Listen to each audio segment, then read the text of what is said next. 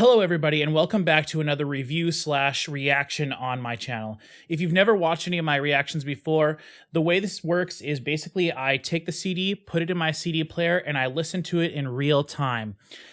You can listen along with me and then hear my commentary. I will not be having the music being played in this video, so you will not be hearing the track. You may hear some of it bleed into my headphones or into the track from my headphones. That's why you have the microphone a little closer to me than I normally would, so that you can kind of get a little reference. But ideally, all you would need to do at the beginning once I start listening to this album is hit play and listen along with me. If you want to skip all that and you just want to hear my overall thoughts of the album, you can go to this timestamp at the end of the video where I'm going to be talking about sort of giving my thoughts of the overall album. This is a pretty long album. It's about 70 minutes long, so I don't want to take up too much time at the beginning. I do also want to say I am not going to be listening to or reacting to or reviewing the bonus disc that comes with the deluxe edition of the album, which is the album that I got. For those of you who don't know, Epica, for their last several albums, they always release the sort of standard edition of their album, and then they always include like a bonus disc that's sort of really cool acoustic or candlelight, almost like sort of gypsy kind of renditions of some of the songs, like usually 4 or 5 songs from the album. So I'm really looking forward to listening to that, but I will not be covering that in this video. One thing I want to mention real quick, one of the reasons I wanted to do this video was because this is actually the first album that's come out in 2021 that's something that I've been looking forward to. I've encountered a few really great albums that I've discovered so far this year, but nothing that I had been like anticipating. It was just a few albums that I heard, sort of discovered in the moment and heard on the fly and really enjoyed. So I couldn't record a reaction to those albums. But this is the first big one that I've been anticipating. So I ordered the CD and it came in the mail a couple days ago, and here we are. I also have to mention that I'm recording this video in a totally different place than I normally would. I'm using natural light for the first time, but the sun is going down, and it's about 5 o'clock. It's about 5 till 5 where I'm living at the moment, and the sun will probably go down, so we'll see what happens with the lighting. I don't know. Another totally silly, ridiculous thing I want to mention is that one of the other reasons I want to do this video is because I just recently, because we're in coronavirus, I don't currently have a job. I'm just kind of chilling. I thought I would shave all my facial hair off, which is something I really never do. So I thought it'd be funny to sort of record a video with no facial hair. Normally I look like this or something similar to that. So yes, I totally understand that I look kind of like ridiculous, but it is what it is. So we're here to talk about Epica, and the only other thing I want to say is I'm a big fan of Epica. However, they're not one of these bands that I have truly loved for a long time. I really only have their 3 most recent albums, including Omega, and those are the Quantum Enigma, and then I believe the Holographic Principle it's called. Holographic Principle I downloaded at one point. I bought the digital version, so I don't have that, but I do have the Quantum Enigma here, and I'm kind of expecting this Omega to be along similar lines of those albums. Symphonic metal albums are huge productions. We all know that, and if you're a fan of Epica already, definitely you know that. But if for some reason you're watching this video and you're not a fan of Epica, Epica is a symphonic metal band in the veins of Nightwish or with them Temptation, and I consider those 3 bands to be sort of the tent poles of the symphonic metal genre. But if you're not familiar with symphonic metal, just know that symphonic metal is apart from being my favorite genre of music, it is a very complicated and intricate genre of music that requires a lot. I don't want to necessarily say more effort than other genres of music, but there's a lot more moving parts to a symphonic metal album, and I think it's important to point that out. I did take some notes from the liner notes of the album, which I might reference and stuff throughout, but one of the things I do want to mention is that this album was recorded in 2020, which is obviously during the coronavirus pandemic. And I was reading online a little bit before this, and I had read that the guy who sort of is in control of this band, sort of the head honcho of the band, Mark Jansen, I apologize. If I say any of these names I have written down here or attempt to say them, I know I'll just butcher them, so I apologize for that in advance. But Mark Jansen, he's sort of the head of the band, and I was reading that they kind of started work on everything in January of last year, in February, and then they did most of the recording throughout the year up until July, and then all the way mixing and everything into September. As of right now, it is the very beginning of March 2021, and this album has just released, I believe, 2 weeks ago or a week ago. So one of the things I did want to mention is that this album, I was looking in the liner notes, it truly was recorded all over the world and features a ton of different people. In the liner notes, it mentions a full choir, a gigantic children's choir, which I think I'm really excited for that. I hope it's on more than one track, but if it is just one track, then that's cool. It's a special little thing in that one track. But and then also, of course, an orchestra. The orchestra they use is the City of Prague Philharmonic Orchestra from the Czech Republic. And if you're familiar with symphonic metal, then I guarantee you've heard that orchestra. They are known for being like the world's metal orchestra. If you've heard any heavy music that has a real orchestra playing on it, the odds are you probably heard the City of Prague Philharmonic Orchestra. So that's featured here. I did write down the choir that they used, and again, I am going to butcher this. I am so sorry. Epica is a band from the Netherlands, though they feature people from all over the world, as I'll get to in a second. But the choir they have listed as the Kamerkoor Padam Choir, and I believe they are from the Netherlands. And I am so sorry if I said that. I'm sure I said that wrong. The children's choir is the Zangschool Braben Talent Orchestra, or choir, children's choir.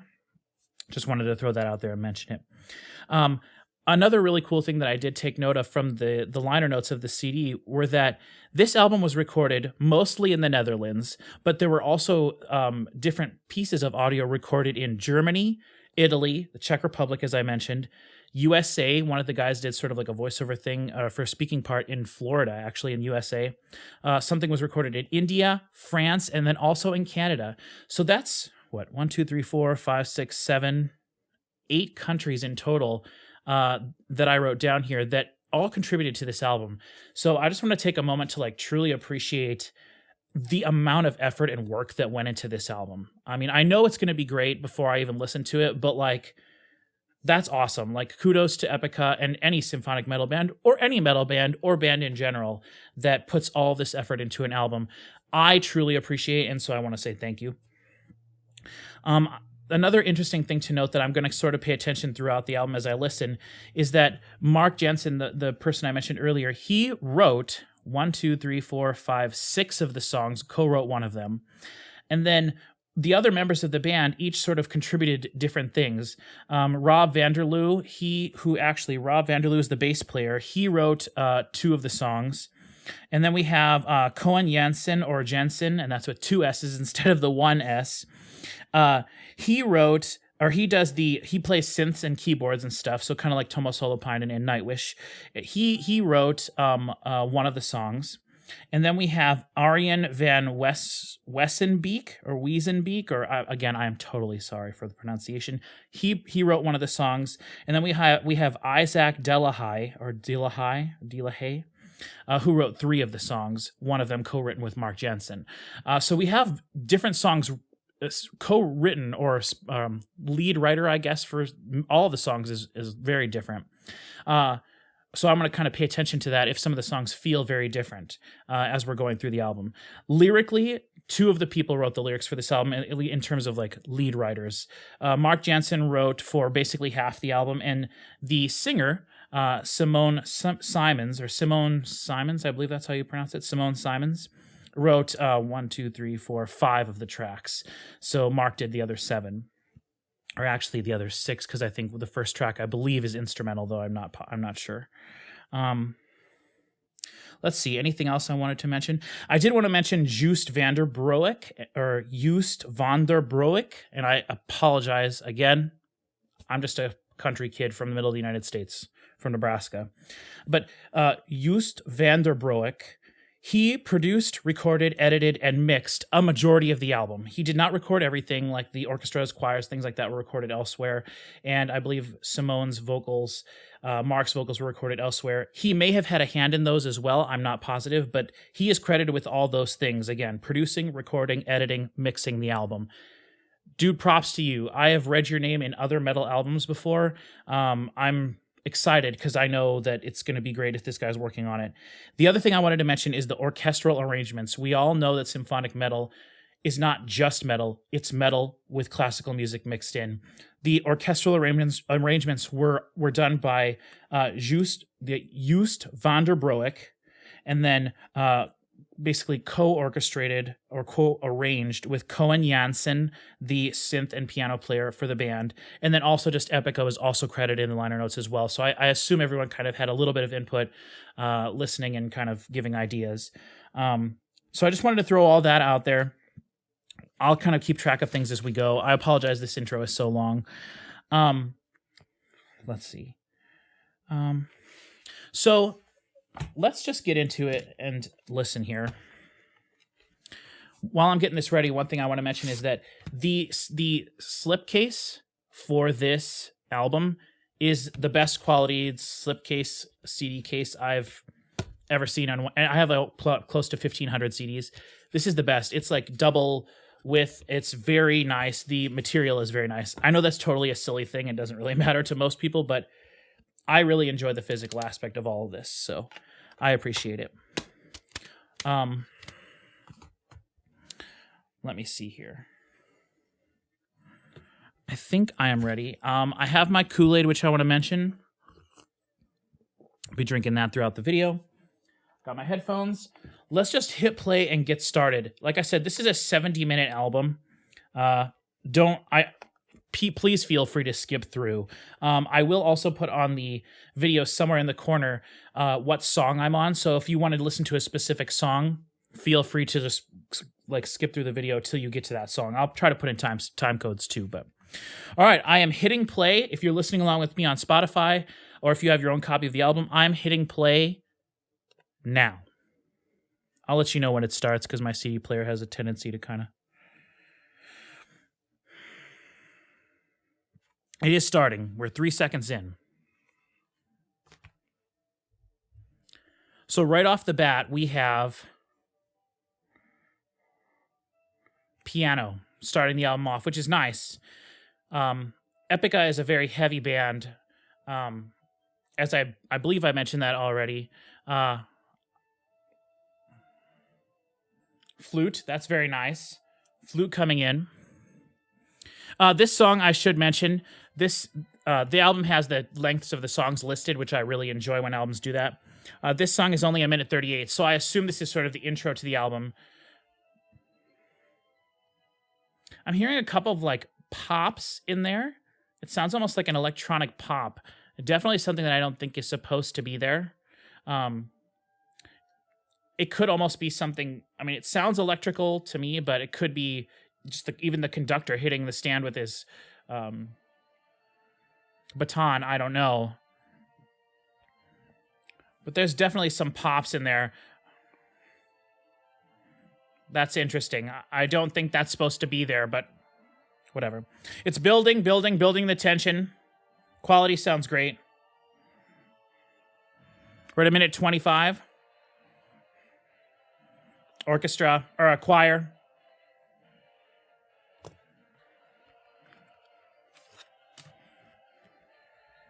Oh, there are a few lyrics here. Okay.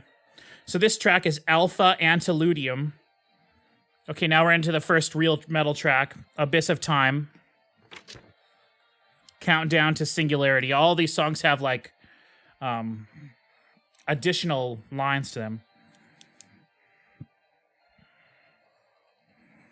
Okay, starting out with harsh vocals, I believe that's Mark and Simone Simons. Doing a back and forth. Beauty and the Beast thing, very typical for this style, their Epica style of symphonic metal. You know, one thing I'm noticing, the kick drum feels more than it would need to. Like too loud almost.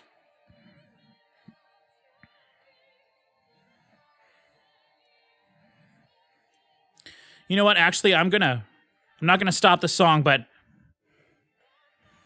I'm gonna turn my like little bass boost that I usually have on.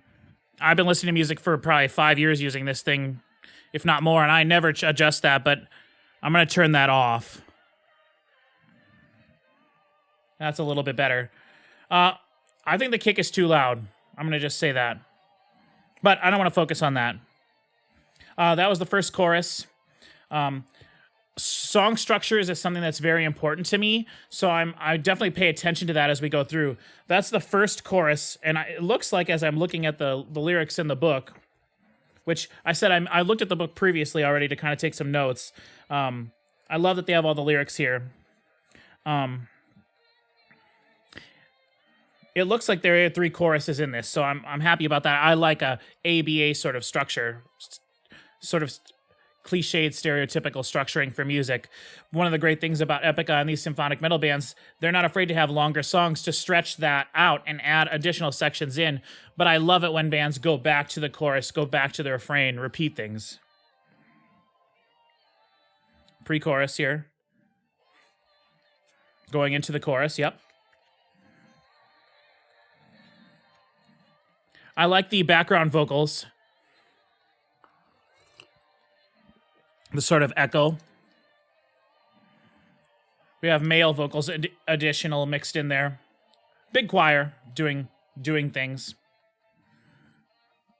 Little instrumental part here.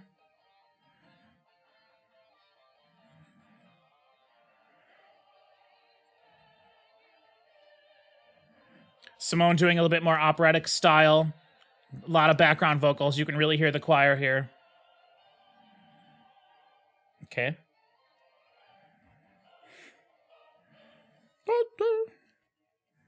Ooh. Me personally, I am not a big fan of spoken word in songs, especially not just for like a tiny little section, transitional period. The Void. Badass voice, though. Now we're into a metal part. Turn it up.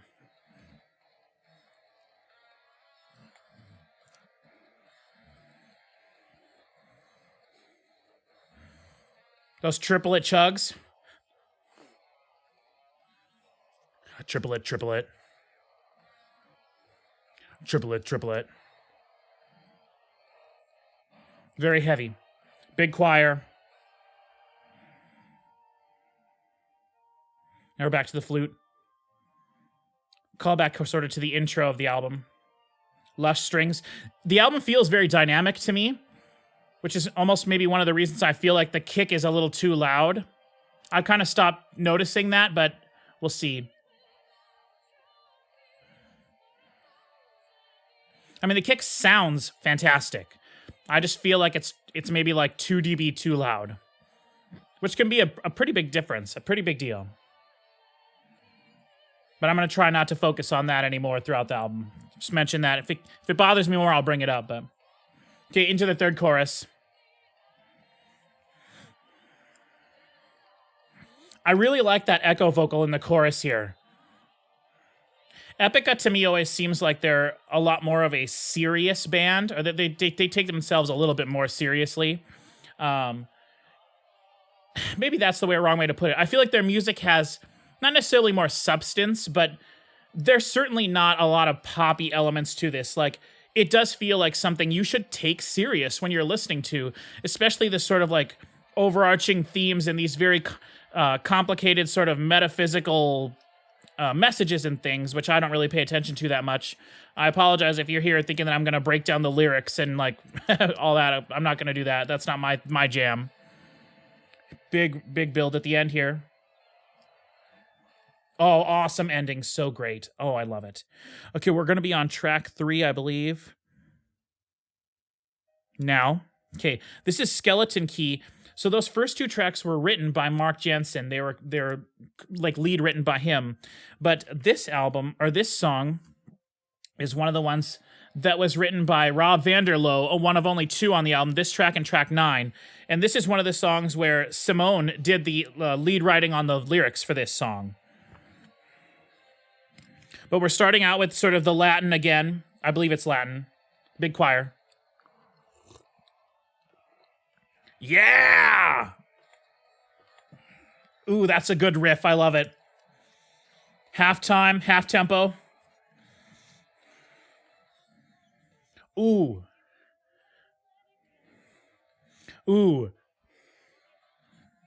Very cool. Oh, the whisper vocals on the sides.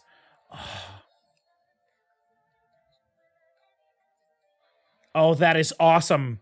This is from what I've experienced on the last two Epica albums, this is not very typical for Epica. Oh, that sounded almost like a key change there for the chorus.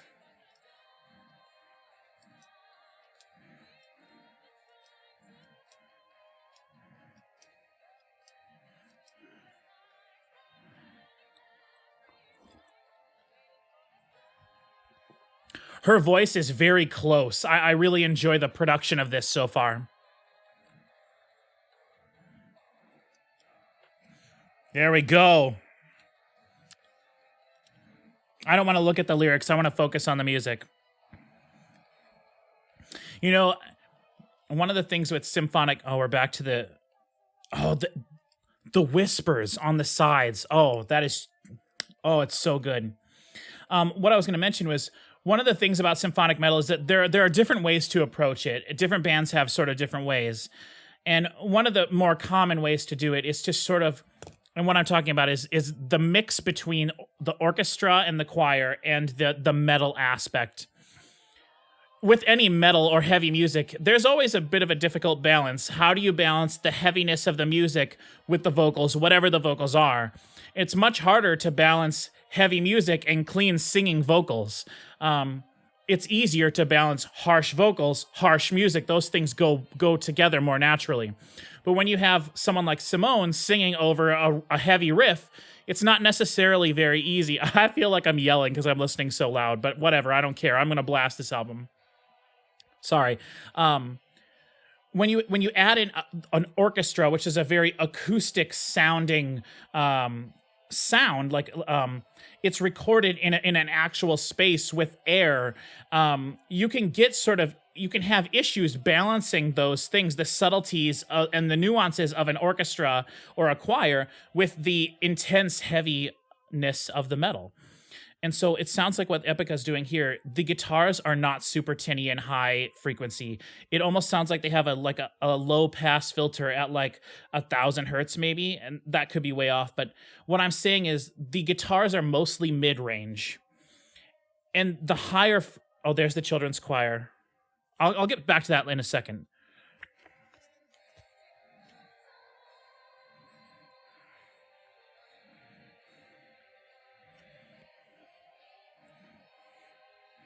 I love the dancing in the dark. It just brings to mind Dancer in the Dark. Guitar solo.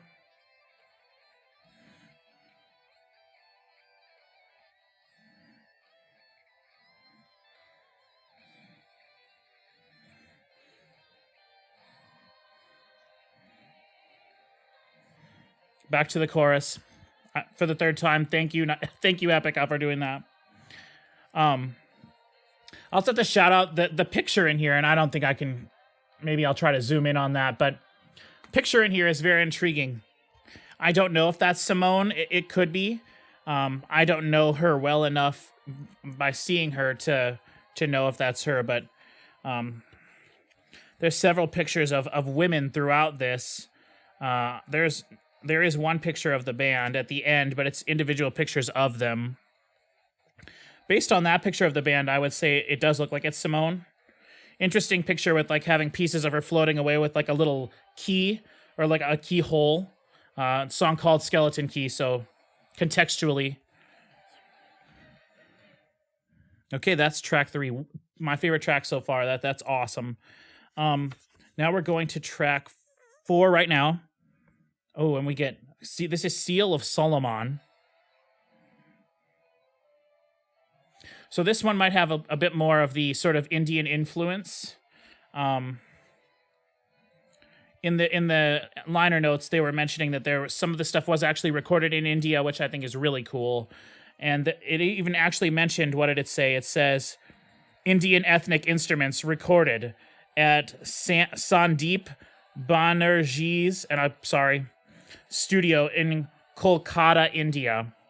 So this song right now, so far, has given me vibes. This could be the track that has all that on it. I'm not sure. Maybe it's just spread out throughout the album. But big choir. So far, Simone.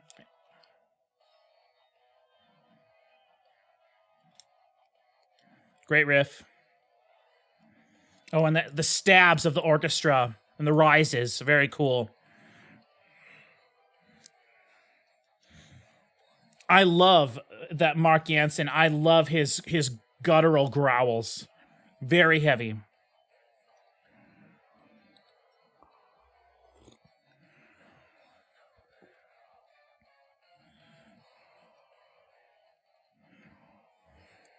Very cool.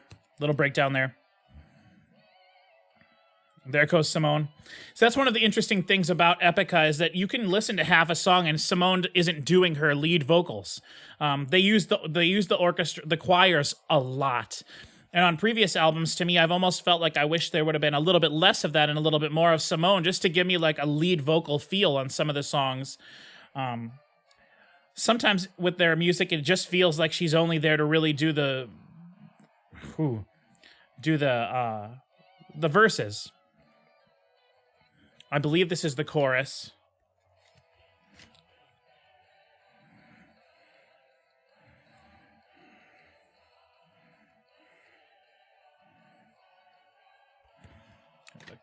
So this is what I was talking about. This is the choirs doing the chorus. And I assume that Simone is in there singing with the choirs as well. She is listed as being a member of the choir, I believe. So this song so far has not featured her very much, which is it's interesting.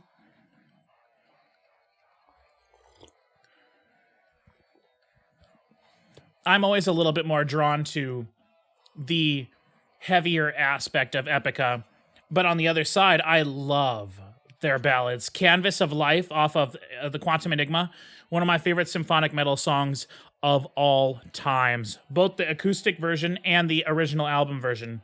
Fantastic. If you've not heard of that song, please listen to it. So this song, this is one that was also written by Mark Jansen with lyrics by Mark Jansen. So this is the same, it has a totally different feel from the first two tracks on the album, but pretty different from track 3, which is written by different, not written by him.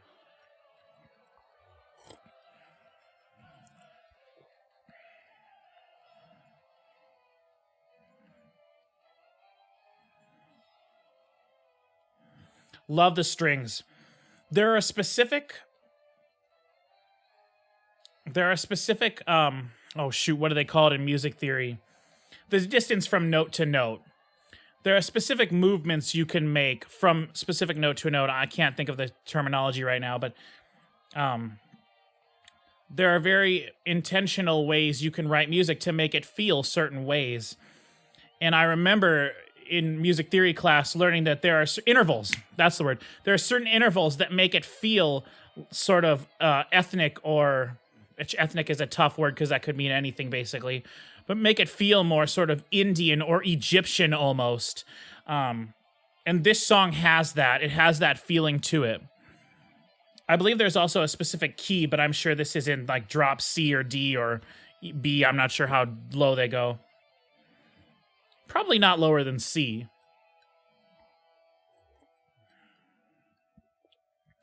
Okay. Got sort of like a glockenspiel type of bell sound. Love that. Really far away background reverb vocal.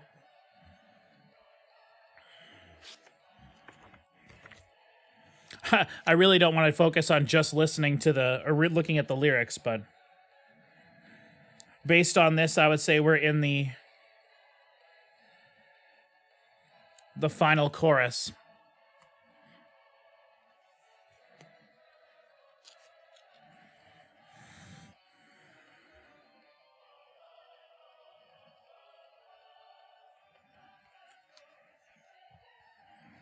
A lot of big choir stuff going on here. Big bass at the end there, big bass explosion. So now we're on track 5. This is Gaia. And this is the one song on the album written by Arjen van Wessenbeek. Starting out with the choir. It'd be interesting to get a percentage, like what percentage of all the songs is the choir, what percentage is Simone, what percentage is Mark.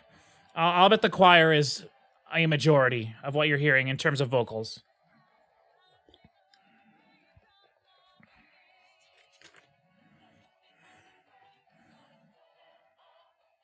So here we have Simone doing the verse with doing her own background vocals.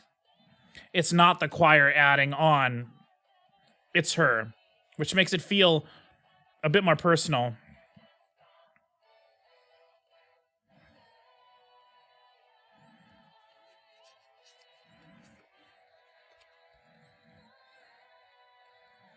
Okay, if this is the chorus, which it sounds like it might be, maybe pre-chorus.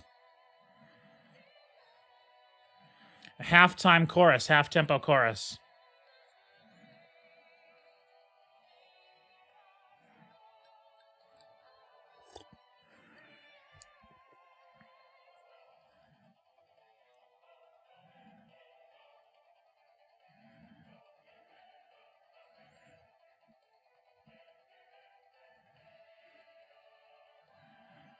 Choir. Verse 2. As I was saying, I really appreciate sticking to a sort of a structure that we're familiar with. It allows me to sort of almost anticipate what's coming. And then I get a little bit of an extra bit of satisfaction when they go where I want them to go. And then, of course, every now and then they can surprise me, and that gets a little bit of an extra enjoyment out of it as well. That's one of the reasons I don't necessarily care for progressive music too much.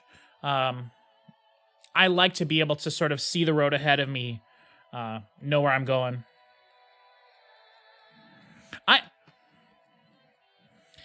I do like the slower chorus.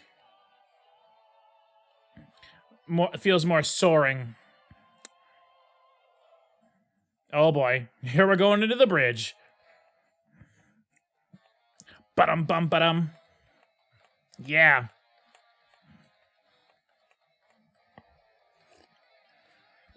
Guitar solo. So since this is the song written by Arjen van Wessenbeek, he is the one that plays the drums in the band. He's the drummer. So someone smarter than me could probably say like, oh, this totally sounds like a drummer song as opposed to the keyboard song. I feel like sometimes you can tell the difference between a song written by the keyboard player as opposed to a guitar player, but I don't know how you tell a song written primarily by the drummer. The kick is not bothering me anymore. I haven't really thought about it at all, so my brain has just adjusted. Maybe they were just a little loud on that first track. I don't know. I doubt it. Usually bands like this are pretty good about keeping things consistent throughout an album. I mean, that's one of the ways you can tell the difference between a professional project and, you know, someone just doing something themselves. With both things have their pluses and minuses, of course, but this is definitely a professional, well-produced, put together with intention album.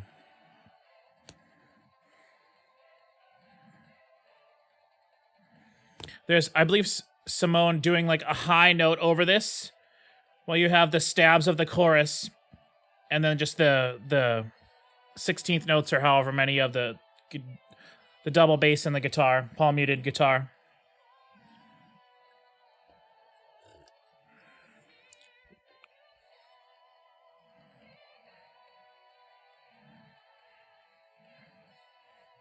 Okay, so now they went to double time, where before the guitars were doing longer notes and the drums were doing half tempo. Woohoo! What a drum fill there.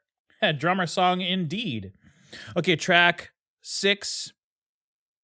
Now. Okay. We're getting to, I know that the album is structured. This is Code of Life, 6-minute song. And this is one of the songs that was written by someone else as well.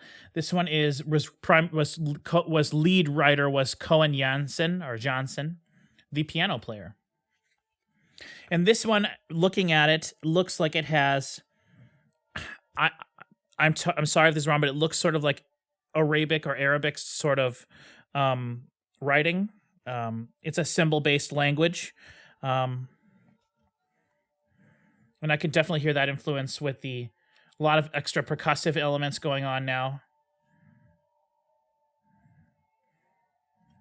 Like congos and bongos and a taika drum, whatever. I'm not very good with aux percussion instruments. The boop boop boop. Love that. And I know one of the songs does feature a vocalist who sings in. Let me see if Zahir.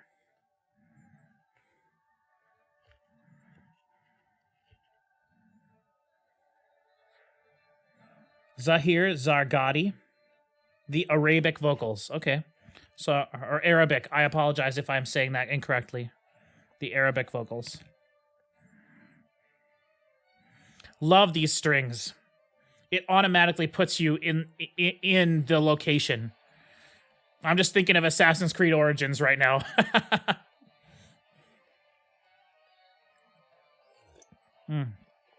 See, now here the kick is standing out to me a little bit. A little bit too loud.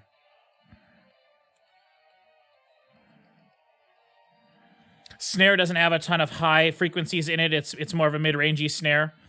And that kind of goes to what I was saying before. We got Simone doing a verse here, but what I was saying before is their approach here is to have sort of the metal aspect of the band sort of be the mid to low frequencies you're hearing. And then you can use the breathiness of the string. You can accentuate the breathiness of the vocals and of the choir, of the strings and the orchestra. And that allows the orchestra to sort of kind of sit on top of the metal. Other bands do it differently. They have the orchestra more spread to the sides and the metal's more in the middle, or the metal's wider and the orchestra's in the middle, or they try to do a mix of both, or some of Nightwish's albums feel almost like there's no mid-range to it. It's mostly just super lows and then all high. And that's another way you can go about, like Imaginarium, for example. It feels like that. There's not a ton of mid-range in that album. Whereas this album, the heaviness is all sitting in the mid-range pocket, kind of. Okay, to the song, sorry. It's definitely getting darker outside. So I don't know how light it will be in here. We'll see what happens. My camera I believe, will automatically adjust, my camcorder. As it gets darker, you should be able to see the blue lights behind me better, because that's so important. Okay.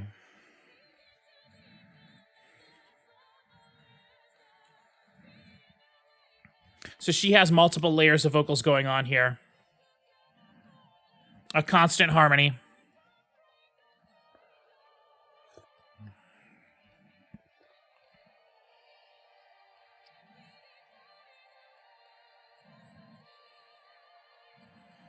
Soaring chorus. The kick just steady. Boop, boop, boop on the quarter notes.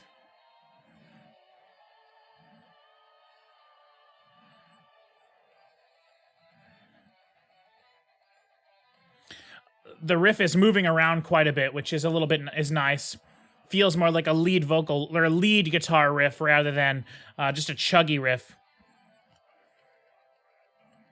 That's one of the things I enjoy about Epica is the guitarist's abilities to do lead guitar riffs. Like if you took everything away, you'd still have a pretty crazy death metal song in there somewhere.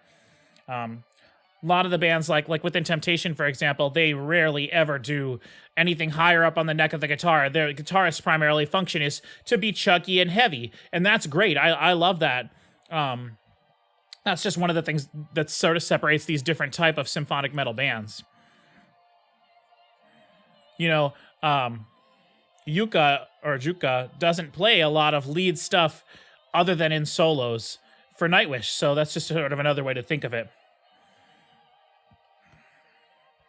Big bridge here, building.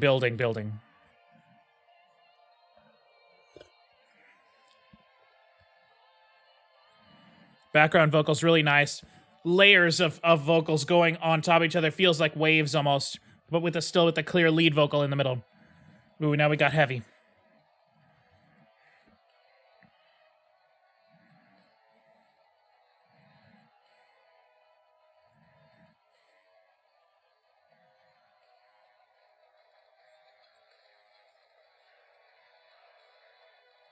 Something very weird in here that sounds scratchy right in the middle.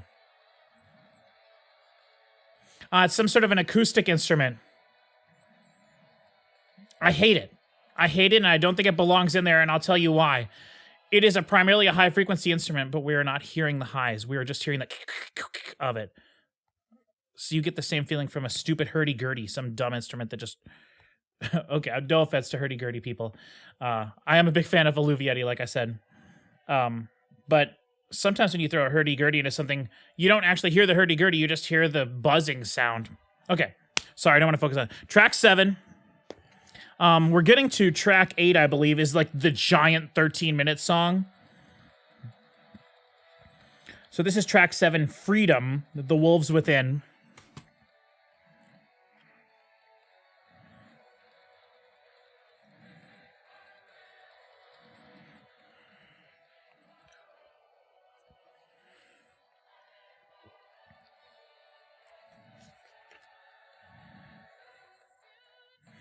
A lot of vocals in this song, based on what I'm seeing. Fills both pages here.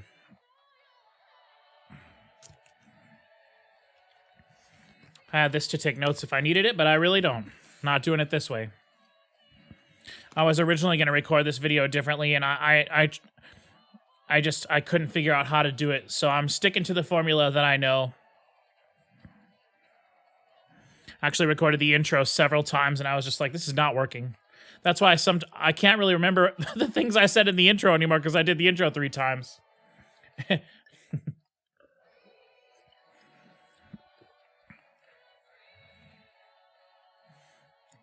This song sounds like it's in a higher key. A little bit more of a positive energy flowing through this one. This is one written by Mark Jansen. So, I guess I do need that piece of paper.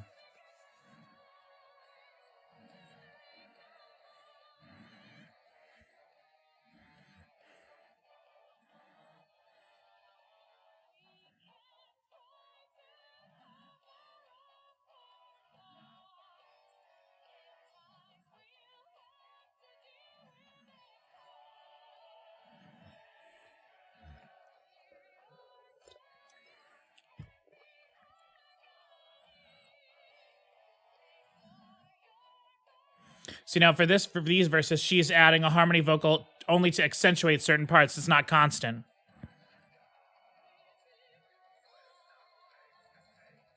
So now that sounds like a different person's harsh vocals.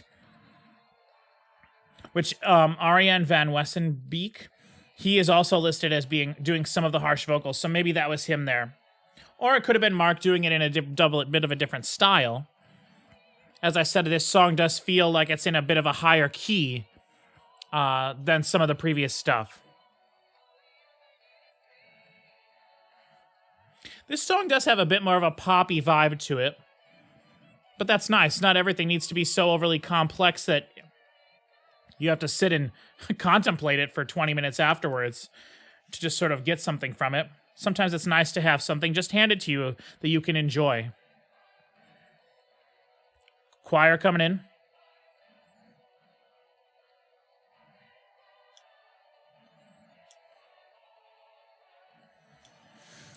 I'll just say it one more time. I do think that the kick is too loud. Ooh.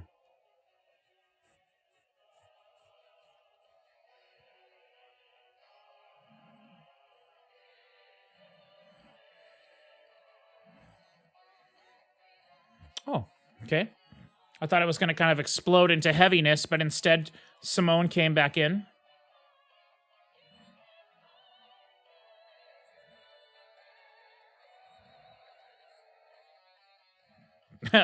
There's the explosion I was looking for.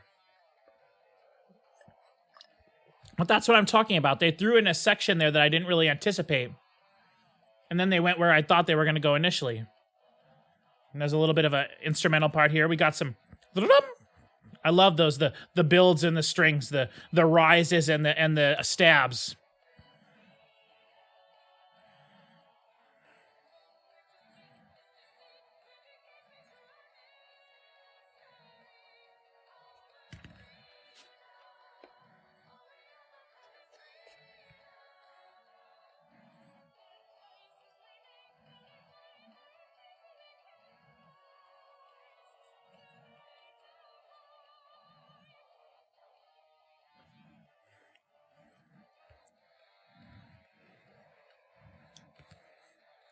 Harsh vocals. Okay, that does sound like a different person. Ooh. Ooh, I love that riff. Digga-da-da, digga-da-da, digga-da-da. It's a cool riff. The descending. Ba-da-da-da, ba-da-da-da.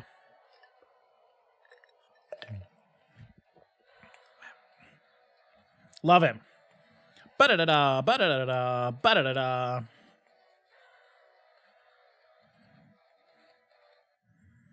Okay, that was track 7, Freedom. Now we're on to track 8, which is like the big one. Track 8 right now. This is Kingdom of Heaven Part 3. I'm ashamed to say I've never heard Part 1. That was on the album that came out before the Quantum Enigma, which is my first Epica album. So, doing a little research about this before, on all of their albums, Epica has had a sort of a through line of certain things. I believe their first 4 or even 5 albums had something that was like a part 1, part 2, part 3, part 4, part 5, part 6. And then the part 6 was the final part of something. I can't remember what it was. I'm sorry. But then that was Kingdom of Heaven Part 1. Then we have Kingdom of Heaven Part 2 on the Quantum Enigma. They did not have a Kingdom of Heaven part on Holographic Principle. And then now here on Omega, we have Kingdom of Heaven Part 3. So this is the antediluvian universe. Now, this is split up into 3 parts. No, way more than that. 6 parts. So this is part 1. The Atman. I just want to sit and enjoy this one. I love long, as my old boss used to say at the recording studio I used to work at, long, lugubrious sections of music that just take their time. Okay, big strings. Still having a bit of that sort of Middle Eastern feel to it. That's Middle Eastern, that's the word I was looking for earlier. The orchestra recorded perfectly. I've actually had the privilege of recording some orchestras and choirs in the past, not for anything like this, just for them doing their own thing. And it was always live performances, never studio. But it is not easy to record 40, 50 musicians in a giant room doing their thing and making that sound perfect for heavy music like this. There we go. Kick is too loud, but whatever, there it is. So I assume that this is part 2, which is Sri Yantra. Sri Yantra? Or Shri Yantra?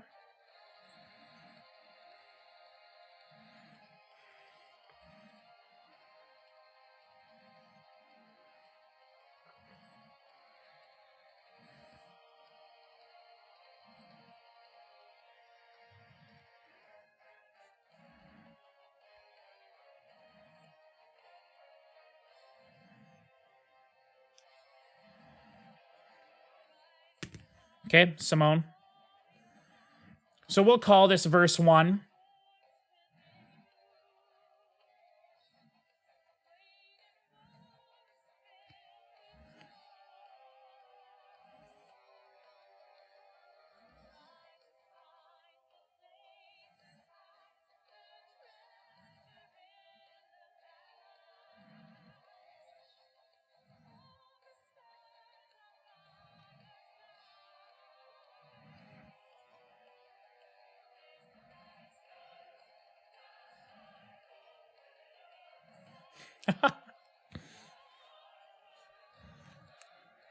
I chuckled there because the choral arrangement,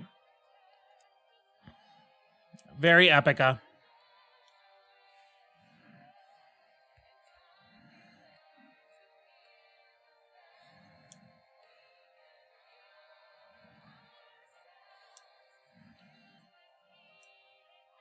The piano here.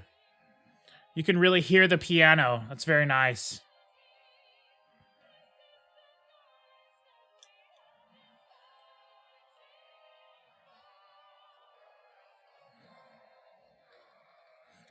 yeah. We're still in part 2.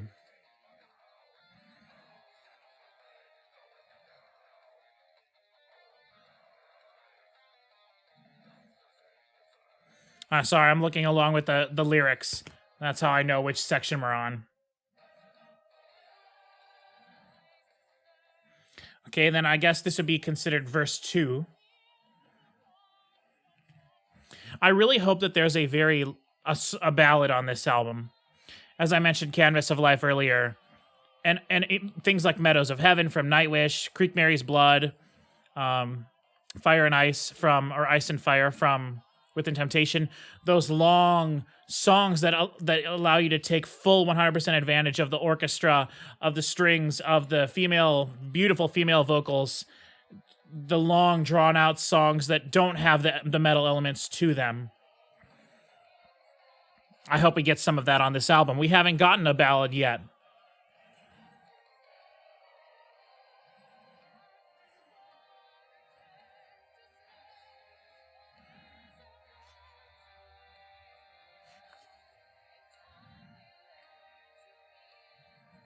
Okay, this is the last vocal section before we get to part 3, or the third movement, I guess you could say.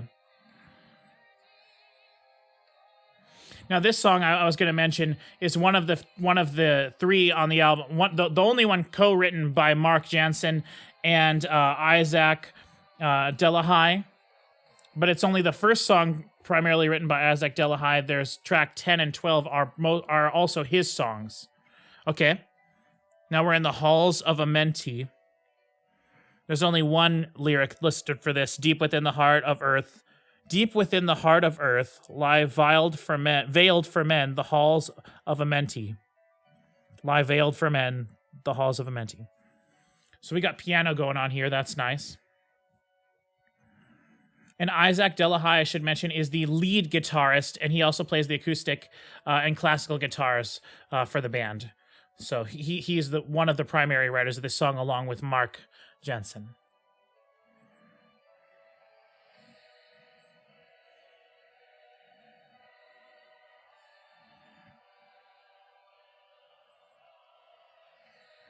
Nice toms. You can just picture the drummer across his kit.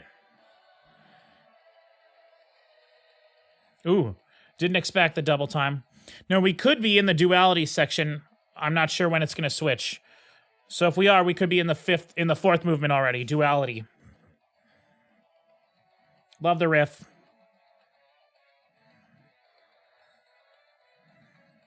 Love it. Give me instrumental. Give me the orchestra and the metal interacting. Well, I will say one thing about the way this album is mixed. The orchestra doesn't feel like this giant orchestra. It feels like it's a bit more contained. There are moments where everything feels... Okay, now we're definitely... I believe the switch to the heavy there was going into the 4th movement, duality. And I forgot what I was just saying. I'm sorry.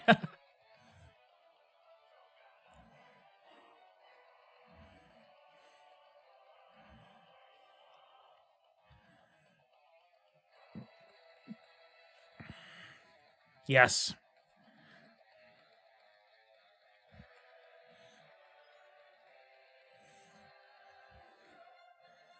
Ooh, ba-ba-bum, ba-ba-bum. Love it.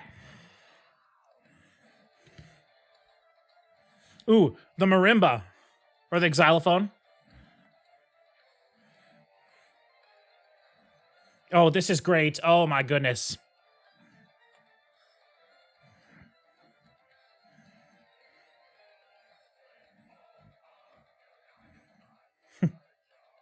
Guess I should also mention, too, and this is something I've never listened to, even though I'm a big fan of Attack on Titan, although I'm only on just at the beginning of season 3. The Epica has a whole album of them doing covers of Attack on Titan songs, so how cool is that? Oh, yes!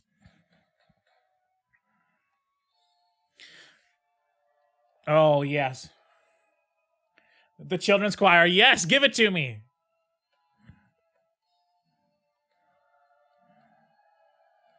Oh my god, I love it. Oh yes. I assume we're in movement 5 here. The Chikai Bardo, navigating the Afterlight Realms.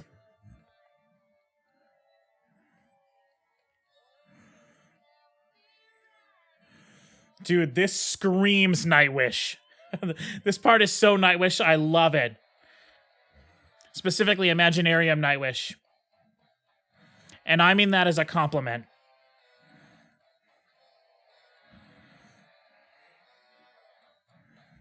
But there is just definitely something that separates Epica from Nightwish. And I love it all. I love it all equally.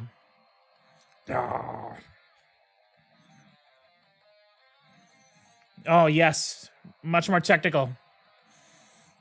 Collide. Yes.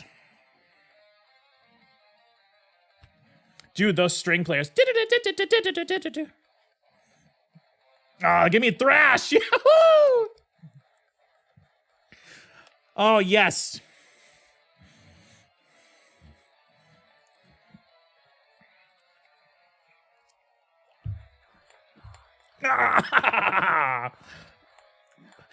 Woo!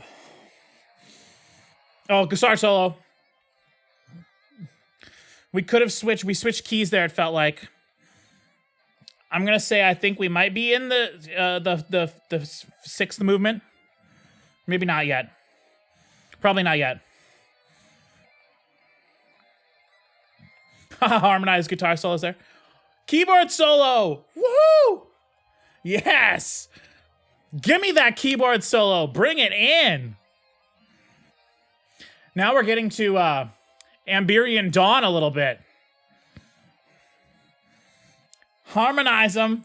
Children of Bodom. Okay. We're definitely now in movement 6.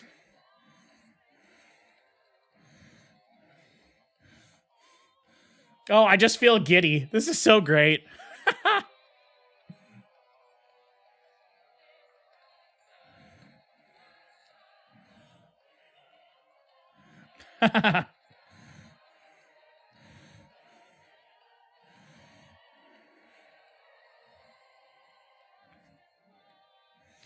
Going to the riding the symbol on the ride. Half tempo. So this is sort of like the post chorus, or maybe this is technically the chorus, and the big part is with the choir is the pre-chorus, but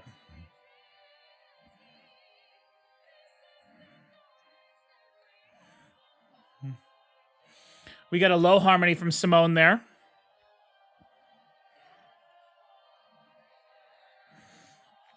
Double time now. They're repeating that section double time.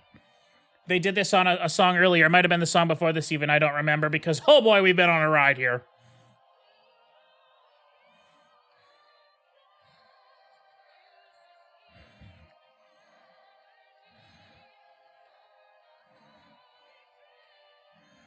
Yes, go Simone. This is your moment.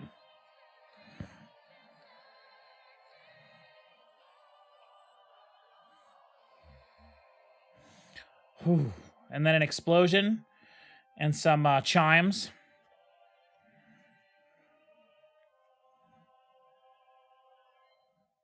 Oh, wow, what a cool song. Track 9. Rivers, give me a ballad.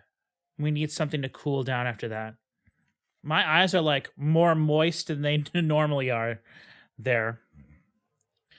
Whew. Whew.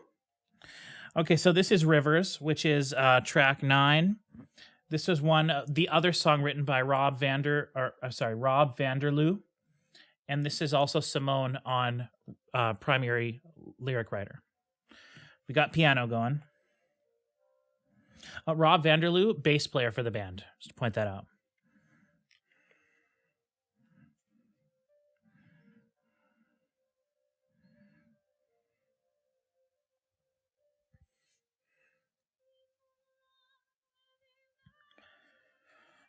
Yes.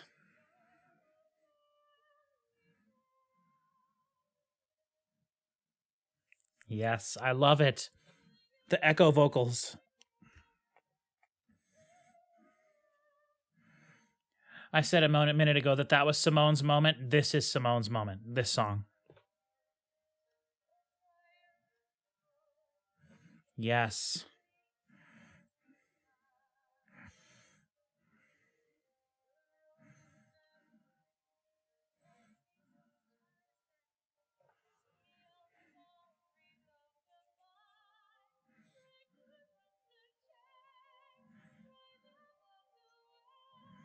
Oh.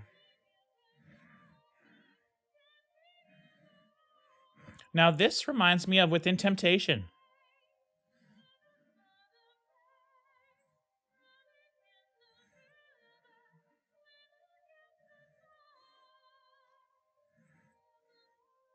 Oh, yes, I love it. Yes, yes. Now, I just want to say before we get to it, I want this song to build and bloom into this big thing. I want the guitars to come in. I want a guitar solo, and I want the chorus, the last chorus, to just be big. And I want it to be everything. Bring the choir and bring everything in. If it doesn't do that, they can still make this. It could still be great. It could still be better than what I want. But that's what I'm thinking. That's what I want. Cello off to the right.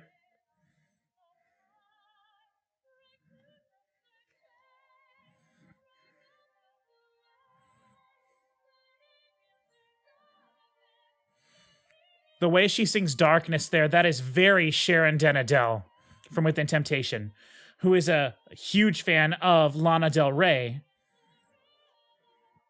Which, if you are a fan of symphonic metal and you like Within Temptation and you have not heard Sharon Den solo album called My Indigo, listen to that. Here we go. Yeah. Is that the children's choir again?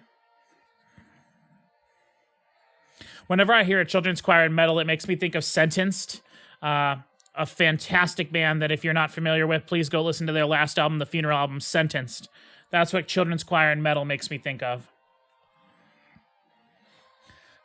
Ba-da-da-da-da.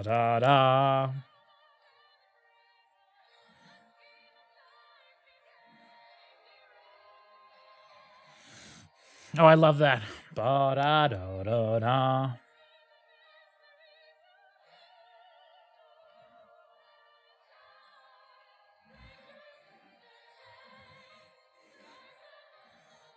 Yep, get the choir in there. We don't have a guitar solo. They could do it at the end, but I don't know. Oh gosh, I love it.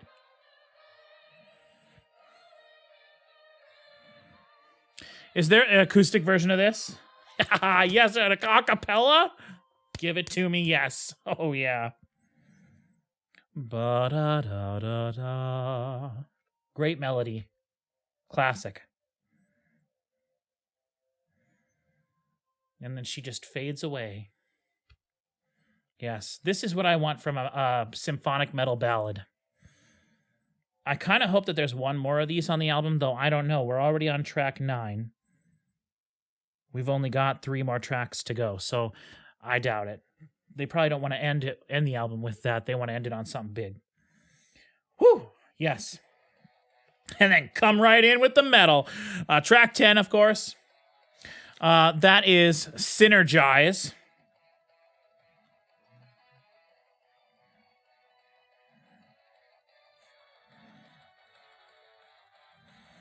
So the music for this one is Isaac Delahai again. Lyrics by Simone.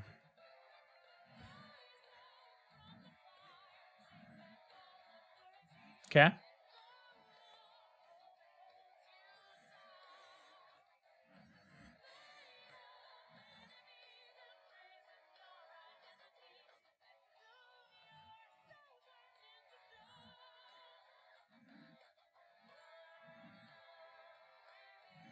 Half tempo pre-chorus here.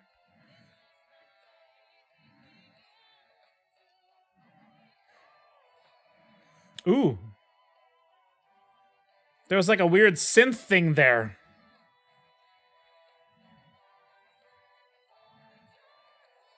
Yes, it's spread really wide. It has a stereo delay on it. Interesting. Unless it was a low brass thing. Yeah, the time has come. Synergize now. I love it. That's cool rhythm there.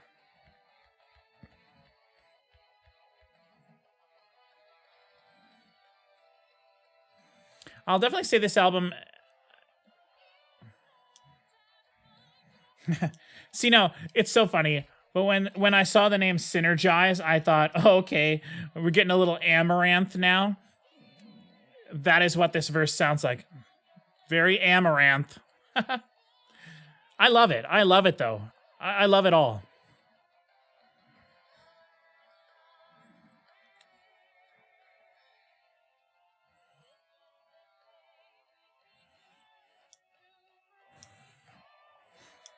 There's that synth bass.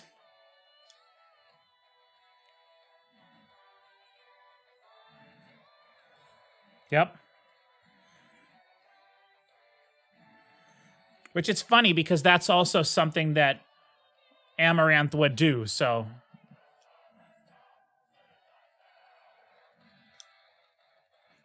Ooh.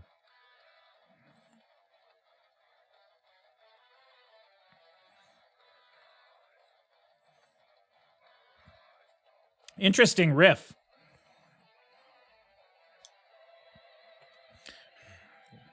Blast beat. Give it in there.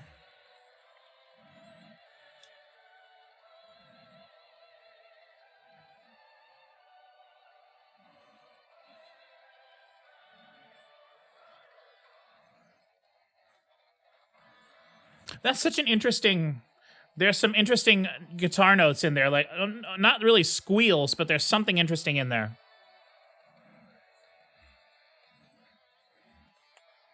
Yeah, and they're having fun with this guitar solo.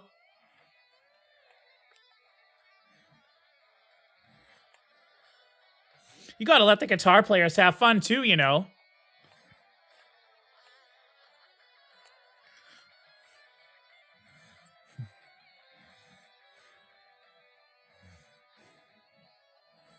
Build it up.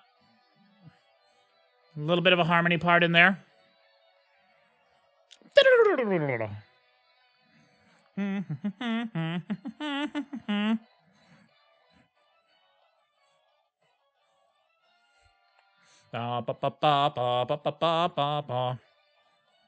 I love it. Break it down.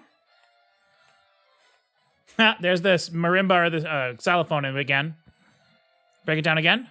Nope. Okay.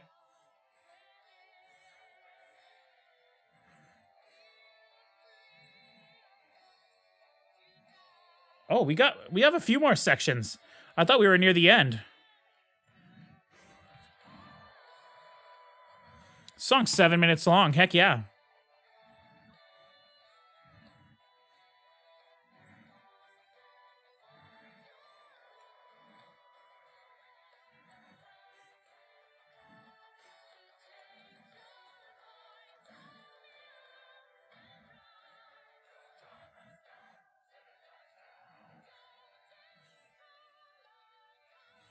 Okay. I believe this is the first time this section has happened. Unless I missed it earlier.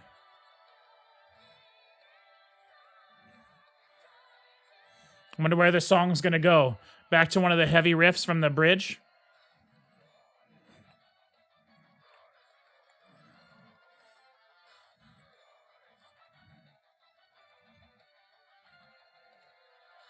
Maybe the kick drum sounds loud to me because of this, just the tiny little bit of higher frequency missing from the guitars.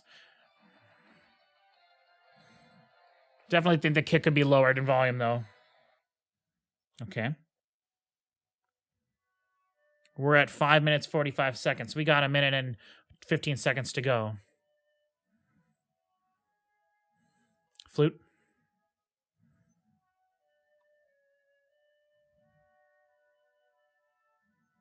Oboe, I think, or coronet and clarinet. There's like a ksh. in there, like almost like a breath being let out. Like almost like a breathing machine, it sounds like.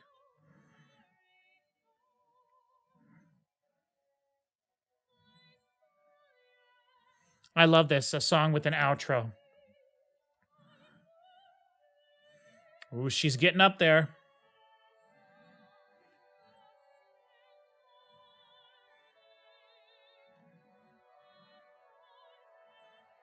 Oh, that rise. And then it settles.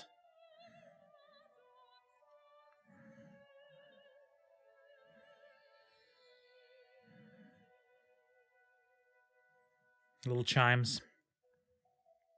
Oh, okay, we're right at track 11. Right away, I love this. This is Twilight Reverie. This is another one written by Mark Janssen. All right, we'll see what we get here. The image is of a spider web with dewdrops. You can't see that. Spider web with dewdrops on it.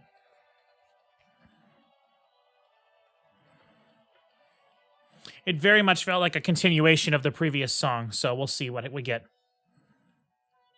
Simone again. The back half of the album has definitely felt more Simone heavy. Ooh, like that.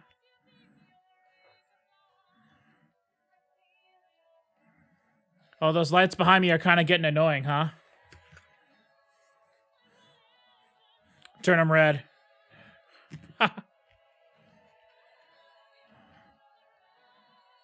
To match my red skin.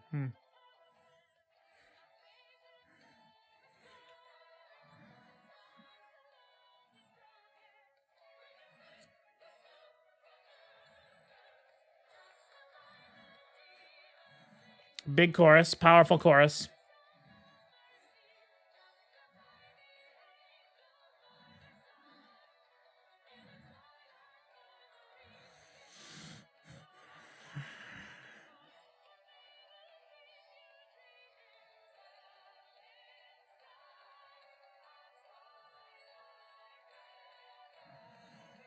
I love it. That was a great,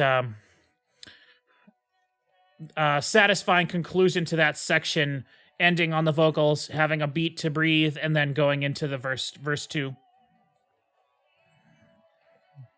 It's starting to get dark in here. I think my camera's adjusting pretty well, though.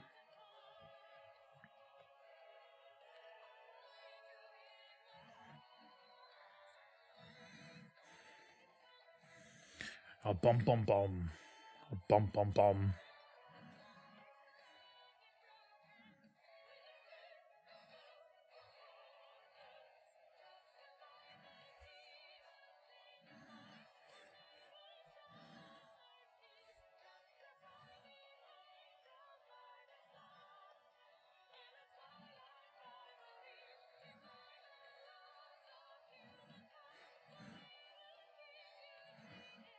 Every now and then she like hitches her voice up into a bit of like an operatic sound there. Oh, that's the first time I have noticed the bass playing by itself the whole album. I haven't.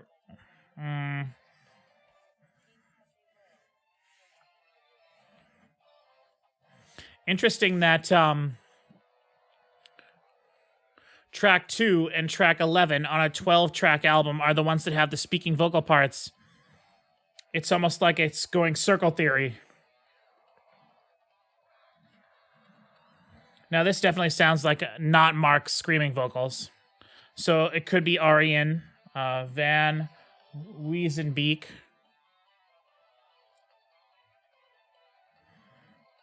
Their drummer. Love it. This feels to me a bit more of like a standard song. Like you could take all of the other elements away and just have the core band, drums, guitar, bass, vocals, and it'd be basically the same. Obviously, the keys are adding a lot to it, and the orchestra and stuff, and the little bit of choir that's in there. This one's probably fun for them to play live. All of them are probably going to be fun for them to play live, but This is probably one they don't have to futz around with any extra equipment or anything, or don't have to worry about it. Just go out, play the song, rock.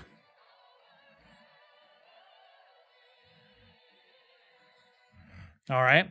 Now we are on the last track. I'm a little sad, but I still have the acoustic disc listening. So this is Omega.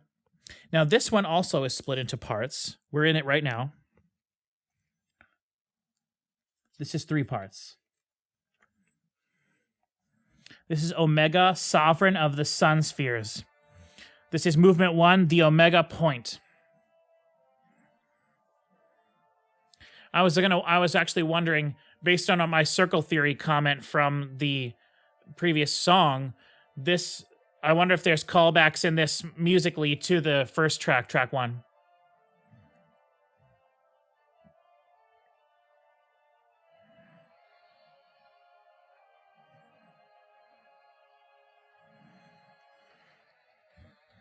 Ooh. Ooh. Oh. Ooh. The runs there with the guitar and then the other instruments from the orchestra. Oh, that's very cool.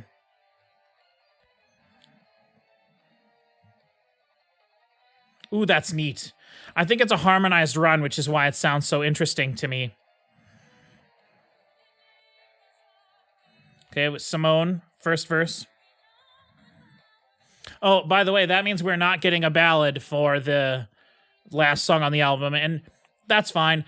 I assume that the 4 bonus tracks on the acoustic disc are all going to be more ballad-y, with some great classical acoustic guitar.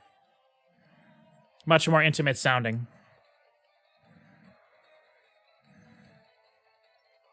That string. Okay, half tempo chorus again.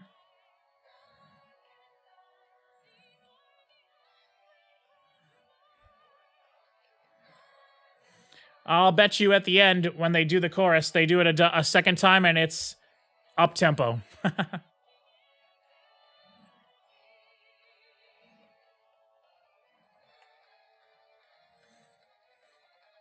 Ooh, I love that.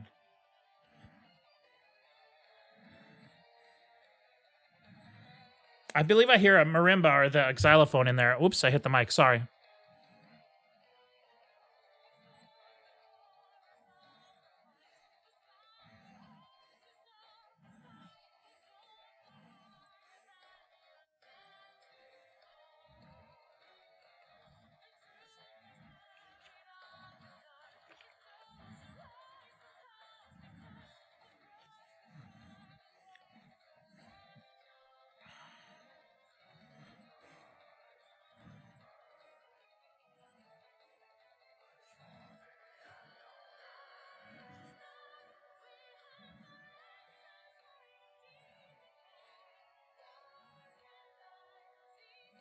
I like it.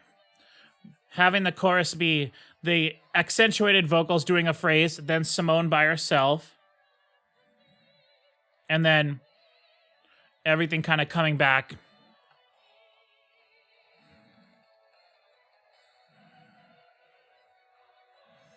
Okay, now we're into second movement, the Hounds of the Barrier. Hey, Google, turn on the lights. Ooh, oh man. That's terrible. Hey Google, turn the lights blue. Hey Google, turn the lights red.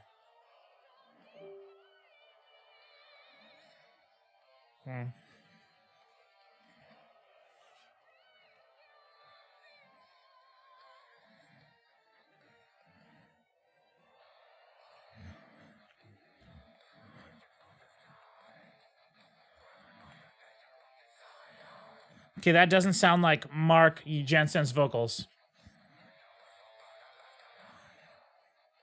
This song is the last song on the album written by Isaac Delahai, who also wrote the giant song 8 and then track 10 as well.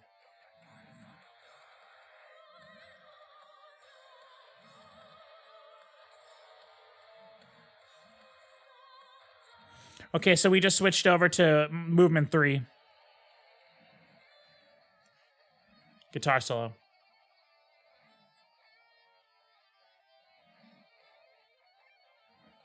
Shred it up.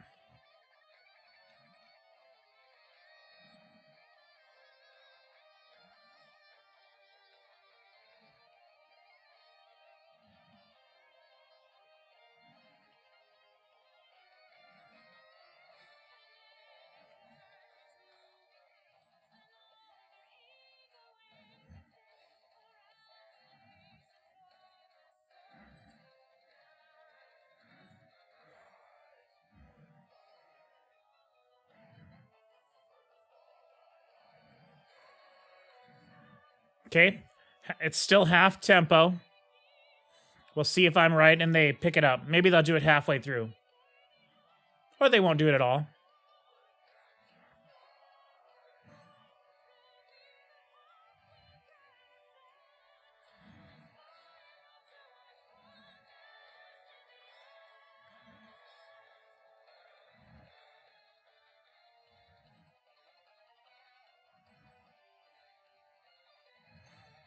They didn't do it.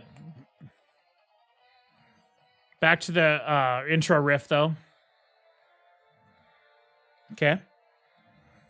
So here's the outro of the album.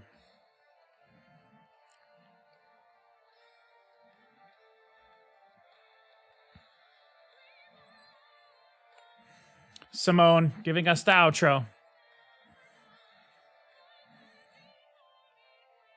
Wouldn't mind if they brought the chorus in one more time.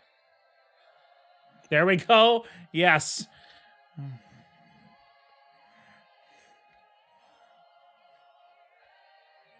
Send it out on a big giant note.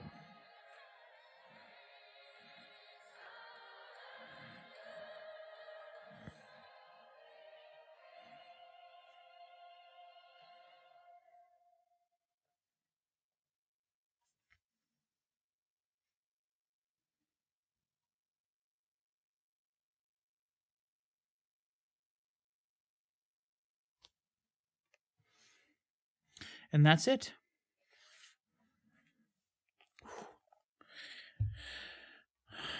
Wow. Hey, Google, turn the lights white.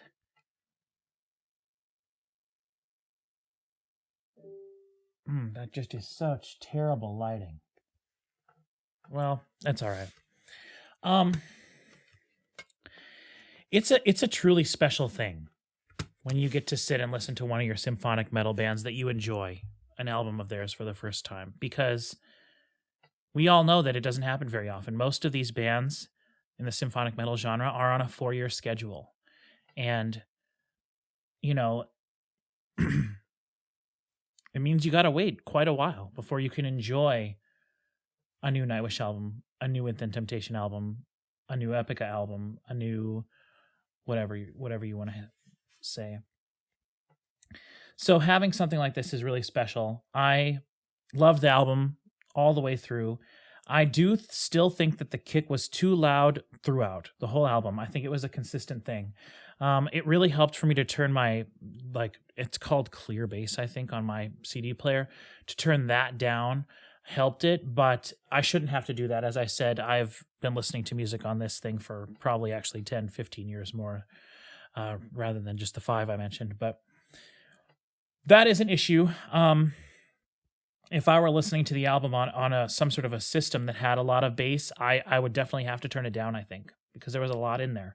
The kick was very intense. It was a great sounding kick. It was very round. It wasn't very metallic sounding at all. It was very great sounding kick, but it was too loud. It was too loud. I think that I don't think that I like this album better than the Quantum Enigma or the Holographic Principle. I'm not going to say that I don't like it as much, though. They're all pretty even to me. I think I actually like Quantum Enigma a little bit more than Holographic Principle. I like it when the band does, I personally, as I mentioned, I love the ballad songs. Symphonic metal ballads really allow a metal band to take advantage of all the special things that make them a symphonic metal band. It allows them to utilize the lush strings and the brass and everything if they want to in a setting where the metal is not overpowering the rest of the song. And that's one of the reasons I love the symphonic metal ballads so much. The one ballad that we did get on this was fantastic. That was the Rivers song. Fantastic. It very much reminded me of, I think that was the song I said reminded me of a Nightwish song. It was interesting. I got different. Normally, an Epica album to me sounds like Epica, but I had moments of Amaranth in there. I had Within Temptation. That was what the ballad one was. Sounded like a Within Temptation song, or pulling at least influence from. So I love that. I think the heavy moments on this album felt maybe a little bit less heavy than on previous albums because, as I mentioned, the guitars seem to be existing in the mid-range, dominating the mid-range, rather than having a little bit of the guitars, sort of like if you think of everything as like a stereo spectrum. Symphonic metal and this album ran the gamut of frequencies from the super lows all the way to the super highs, and having the guitars exist in the mid-range, as I said in the video or during the album playing, allows the strings and the orchestra and everything to exist in the sort of breathier space up in the higher frequencies. And then things like the kick and the bass can sort of theoretically exist in the super lows. I wouldn't say the album really ever felt muddy, though, which is to great credit to, I believe, the mastering engineer. A lot of this, what I'm talking about right now, could be on the mastering engineer. Who I'm sorry I did not write your name down. But the kick being too loud is not on the mastering engineer. That's the mixing engineer. And I don't know if the mastering engineer could have done something to take that back a little bit, make it sit in the pocket a little bit better. I don't know. As I said, just turning the low frequency boost on my CD player down helped, which tells me that it could be sort of an EQ or even a compression thing. I think it was mastered great. I think it was mixed great. I think it was recorded fantastically well. I went over all that stuff at the beginning. I said in the middle of the video there that I had recorded the intro to this video twice before I actually settled on this video that you're seeing. And so some of the things that I meant to say, I don't remember if I said them or not, which is totally ridiculous. But one of the things I do know I wanted to say was I got the chance to actually see Epica live in Omaha, Nebraska, I think in 2016, maybe 2017. And the day before the show, it was a double headliner show. It was Epica and Luvietti. And the day before the show, we found out that Epica had to cancel due to some sort of an illness or something. And, oh shoot, my camera's telling me I'm running out of footage. So I'm just going to go ahead and end the video here. I thought it was great. Please listen to it. I'm very much looking forward to the acoustic disc, as I always do. Yeah. If you are someone that loves symphonic metal and you would like me to do other albums like this in the future, let me know down in the comments. My channel is extremely small. I'm not really trying to build it. I'm not trying to necessarily become a YouTuber or a reaction person, but I did love doing these and sharing my thoughts with everybody. If you write a comment, I will see it because it's basically just the 2 or 3 comments on each video that I get. So if you have anything to tell me or suggestions about how stupid my fat face looks without any facial hair, go ahead and leave that in the comments and I will see it and probably reply. I've been thinking about doing a video on just my thoughts overall on the symphonic metal genre, sort of as a kind of like an intro to the genre for people who are just getting into it, maybe from seeing some of these reaction videos. Let me know if that's a good idea as well in the comments. But for now, I'll let it go. Please go listen to some metal. Go listen to this album if you didn't listen along with me. And if you did, hit repeat. Thank you very much.